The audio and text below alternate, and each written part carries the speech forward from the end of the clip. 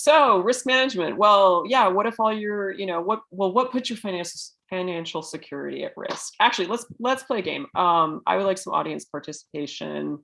Could people put in the chat some things that put your financial position at risk? Anyone? Bueller. Loss of personal property, like your home, your car, expensive personal belongings. Like you've heard of people like your laptop gets stolen. Like that's effed up. But it happens. So, you got to be prepared for these things. Losing your home, whether your home is rented or owned, that's not good. Job loss. So there's kind of like two directions, like two things we're going to cover here. One are like sort of tragic events that are like way more complex than just like you lost your job. Although losing your job is pretty traumatic. It really messes with your identity and your sense of self-worth. But it's really common. Everyone has lost a job at one point or another, I'm pretty sure. We've all dealt with that. But other things like disability, like having an accident or an illness where you are no longer able to work either for a short period of time or for a longer period of time or even permanently, that's huge. That's really like, that can really ruin your life. You look around you and you see homeless people in New York City, because the homeless people are not all that hidden here like they are in other parts of the country. It's like at arm's length, like that could be any of us. So, disability is, and actually the statistics are that like you're more likely to become disabled in your working years than to die. And everybody gets all in a tizzy about life insurance. It's like, oh, you need life insurance. Well, actually, everyone should be in a tizzy about like disability insurance. Many people, I'm not going to say all people, but probably most people should have disability insurance if their income comes from working or running a business, which is working. So that, believe it or not, that's probably the thing that everyone's like, what? I've never heard that before. So yeah, disability insurance is big. I'm kind of getting ahead of myself because I'm going into my next slide, which would be, mitigating the risks. Let me just step back. I'm just going to go over kind of a list of risks. Loss of income could be because of job loss, a pandemic or natural disaster. Can't go to work because there's a pandemic, can't go to work because of natural disaster. Those things, we've had all of that like within the last couple of years. Disability, death, as I said before. And yeah, I mean, death, if you die and you're single and you have no dependents, it's not a financial thing for anybody. If you have dependents, like a spouse that you share expenses with, that they can't live the same lifestyle without your income, that's something to consider. If you have children, that's something else to consider. That's kind of the income side. So either you lose your job, that's temporary. Disability, hopefully you just have a short-term disability, but you could have a long-term disability, and that's real. That's something to pay attention to. And then the other stuff I talked about. Okay, loss of personal property. A lot of people had some interesting ones there to throw out there. So yeah, home, car, expensive personal belongings. Major illness of you or family member. If you get cancer, I hate having to say that. It sounds terrible. I feel like I'm going to knock on wood. No one gets cancer here. So if someone gets a major illness that needs a lot of medical treatment, that can get very expensive, and you also may not be able to work during that time, or you may need to go and care for your family member, you may not be able to work because you need to care for your family member. Those are things to think about, as those are risks, and you need to be financially prepared for those. So then next on my list, completely unrelated, lawsuit. Someone mentioned like crazy roommate, legal stuff they had to pay for with that. yeah, that shit happens. So, something to bear in mind, other people's bad situations inform your ability to be prepared. And then the last one I'm going to put out there is investments that go bad or market crashes. So oftentimes in my world, risk management, sometimes people just think about the investments. Like they look at an investment portfolio and they think about, oh, we got to manage the risk in this portfolio. I think a little more holistically, but investments are something to manage risk in, and I'll get into that. Risk management, how do we mitigate risk? There's kind of like for the general risks that we talked about, there's really like two ways to do this.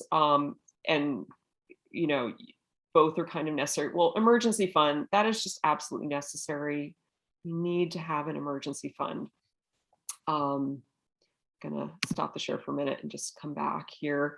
Yeah, an emergency fund. A lot of people don't have it. What was the statistic I heard? It was something like most Americans don't have $800, have an extra $800 to pay for some kind of like thing that, like their car breaks down. This is a real problem in this country. And don't feel bad if you do not have the $800 or the other numbers I'm going to throw out here in a minute. But knowledge is power. So you now have some knowledge that this is something that is really key. I have lived this myself where like I thought I had enough money set aside to like do what I was going to do, and then I didn't have enough money. And yeah, I had to couch surf and got through it. But yeah, so for most people, well, an emergency fund, what you would do, this is where the budgeting kind of comes in. If you've done your budgeting and you see how much you're spending per month on things that are non-discretionary, so things that are essential to your ability to live, like buying food, paying for health insurance, paying rent or your mortgage, the basics of life. We're not talking about buying clothes. We're not talking about going on vacation. We're not talking about, extra stuff, but like, your utilities, the stuff that you need to do, whether, you're, making money or not making money. That number, you would want to find out what that number is. What is your monthly nut? And then multiply that by average is a 6-month emergency fund. That is average. Bare minimum would be 3 months. Some people I know, they're like, I have 1 month.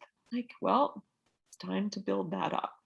So start slowly. There's a few things to kind of balance out here. If you have debt, you need, and not the kind of debt that's like good, healthy debt. We're talking like if you have credit card debt, high interest debt, you would want to balance out the paying down the sort of toxic debt, but building up your emergency fund. So you got to find that balancing point. And one of the best ways to do that is that budgeting, because then you see, oh my God, I'm spending $50 a month on Starbucks, or $50 a week on Starbucks. I think it might be $50 a week for some people. So yeah, like sometimes like that shit's got to go. But it's totally up to you. This is like your thing. Like you decide what goes and what stays. And that's by doing the budgeting, you really are empowered to make the choices. So then you slowly, but surely build that emergency fund. If you get to 3 months, you're going to feel amazing that you did it, but then you're going to go to 6 months. Now, if you are, I'm going to put a little twist on this. Self-employed, freelance income, lumpy income, it is a very good idea to have 12 months of basic living expenses on hand in cash. My brother is a commercial photographer. He has gone through some times where he has not worked very much. He's also done very well. He's managed to buy himself an apartment from the work he does, but he went like 2008, 2009, retailers were not wanting to advertise. People were trying to keep it really low key with like the the fancy stuff. And so he barely worked for over a year. So bear that in mind. If you are in a creative field, one that the jobs may vaporize. I have a number of friends who are textile designers. They did not work very much at all, if at all, at the beginning of COVID. Things like clothing, people were not buying clothing, and so therefore people who were involved in that industry, they weren't working. So look at your situation, look at the way that you make money, and if you make money in a way that can be cyclical or can really go out of favor, do yourself a good solid favor and save. My brother is a tremendous saver, and he got through that time okay, and he's since gone, it's been a while, but yeah, he did okay. So that's my recommendation. So that's one thing I'm saying. If you're an artist, you may need to have a larger emergency fund than the average person who can just go get another job. So insurance is another way to mitigate risk. So we talked about disability. That disability insurance is something that a lot of people need to consider getting. If you have an employer that offers it, that's often the least expensive way to get it. If you don't, you can purchase it independently. It is not the cheapest thing you'll ever do, but it's also something that can really, save you from a very bad situation. So it's worth looking into that. Other things, health insurance. Pretty much, the world has changed in such a way that many people have health insurance at this point.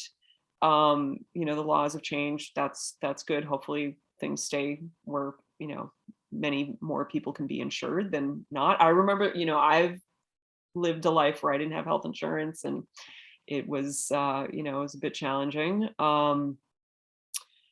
Life insurance. Okay, I mentioned a little bit about life insurance, that everyone gets in a tizzy about it and like, oh, I need life insurance, or somebody told me I should buy this permanent life insurance. Some of that is bullshit. Some of that is real. So if you have dependents, meaning you have a minor child who is dependent upon your income to support them, that is a reason to get life insurance. If you have a spouse or partner who is dependent upon your income to maintain your lifestyle together, you should also consider getting life insurance, particularly if it's a situation where you own a home together and you have a mortgage that you're paying together. And if one of your incomes suddenly went away permanently, either from death or disability, having insurance can really, save your hiney from having to either sell the home or foreclosure, things of that nature. Life insurance, almost everyone only needs term insurance, which is very inexpensive. 10, 20, 30-year term, just, a set term, not annual renewable term, but just regular term insurance. It's quite inexpensive, and it's pretty simple to calculate how much you need. Property insurance, that's another one. Like, a lot of people rent in this city. I know maybe you're talking to Michelle because you don't want to rent anymore. But even if you rent, you really should have renter's insurance. It's super, super cheap. It's really cheap. And you know what?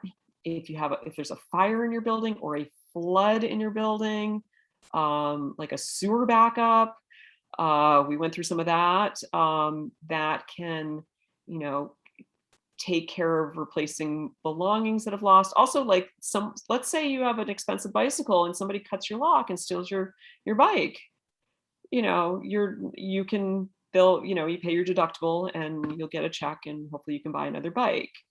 Same thing with your laptop. Someone steals your laptop. That's going to be covered under your, either your homeowner's policy, property and casualty insurance, or a renter's policy. It's important to, when you're shopping around for policy, make sure that any like high value items, make sure that the the insurance company is aware that you have them and that they will be covered under that policy, either under a rider or specific, or just under the policy in general. Yeah, property insurance, and also liability. Someone mentioned some like legal troubles. Might not have been they were sued by the roommate, the crazy roommate, but you could get sued. Somebody could like come to your apartment and trip and sue you. It has happened. So renter's insurance, it typically would have liability coverage. Homeowners policy also liability coverage. That's important. Auto insurance. A lot of people don't own cars in the city, and that's good. One of the reasons to live in the city is you don't have to own a car, but sometimes we rent cars. You can like check off the box and pay the, I don't know, 25 whatever dollars a day to have coverage of the vehicle. I personally find that a little insufficient. You can actually get a non-car owner policy. It's pretty cheap, like around $500 a year, and it will cover you when you rent cars, when you borrow somebody's car, and it covers, has liability coverage as well as, usually coverage of a vehicle. Check with your insurance agent on those, but you can, go to like Geico. Geico is pretty inexpensive for a lot of these things. The last kind of insurance I'm going to cover today is umbrella insurance. That's a little more esoteric. I would imagine there's like a wide range of people with different financial circumstances here. For people who I would consider to be high net worth, you want to have additional liability coverage above and beyond what your renters or homeowners policy or automobile policy covers. And it's called, excess liability insurance or an umbrella policy. And that's something to look at. It's also very, very cheap because you're really unlikely to have any kind of, where they're going to use the coverage. But it's worth having, rather than having someone sue you for everything you have, just get the insurance. And generally speaking, I'm very critical of a lot of the insurance industry. There's a lot of kind of hinky stuff that I don't agree with. So I'd always take a critical eye at it. That's why things like permanent life insurance, like whole life, things were like, oh, you can take a loan from it and fund your retirement, or you can use the money to pay for your child's education. All that stuff is a lot of hooey. Just get simple term insurance, get stuff that's inexpensive. Risk management for investments. Oh, this slide was fun. So some people like investing is like gambling. And then I was looking around for an image of a pie chart because following an investment discipline usually involves something called asset allocation. And the best way to illustrate asset allocation is a pie chart, as you see all the way over on the right-hand side. You actually see what I believe is an asset allocation chart. But I came across this pizza pie and I had to include it. To me, that's just too funny. So yeah, with investments, one of the most important things to do, and you can think about it as managing the risk in your portfolio, but really it's about getting, the return that you need.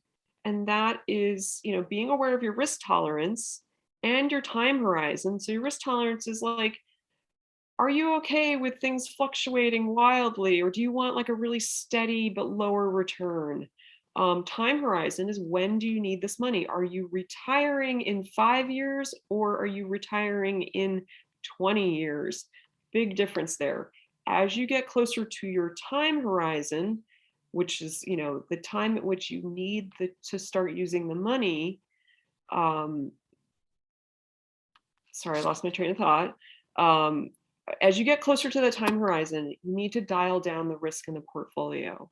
So you might shift from what would be more of stocks or equities to more bonds, fixed income, things that are less volatile. That's a really general statement that I just made because these asset classes, some of them behave very consistently, one way, and some behave consistently the other way, but it's much more nuanced than that. And that gets into the concept I introduced before, which is to follow a discipline of asset allocation, meaning you choose certain percentages, or probably not you specifically, unless you're an investment professional. You have an approach that is designed for you that incorporates different percentages of different asset classes. So, from a very broad level, you could say a moderate portfolio would be like 60% stocks and 40% bonds. An aggressive portfolio would be 90% stocks and 10% bonds. There's a lot, or a very conservative portfolio would be like 70% bonds and 30% stocks. There's an art to it and a science to it. And I kind of like that part of it. There are ways to do that are not expensive. You don't have to hire a financial advisor. You don't have to hire a financial planner. You can go directly to, say, Betterment or Schwab or Vanguard and set up a portfolio that is appropriate for your risk tolerance and your time horizon. And then they manage it in a very low cost way that follows this discipline. It is rebalanced periodically. It follows the asset allocation, and it is diversified.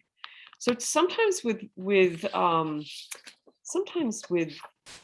investing, people get all like in a tizzy about stocks. Like people were like all in a tizzy about Tesla. People get all in a tizzy about Google.